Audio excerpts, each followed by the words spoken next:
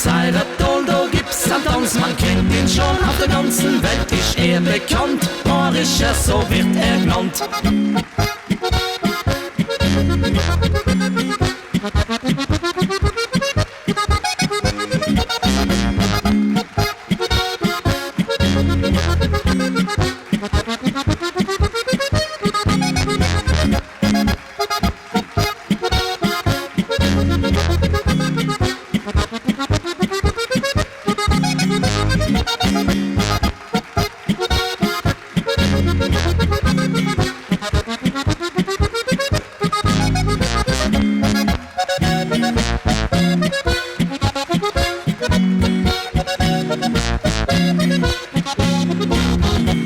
Sogar die Gäste aus nah und fern, die tanzen bayerisch auch so gern. Dreimal's Land und wieder zusammen, so wird der bayerisch Tanz.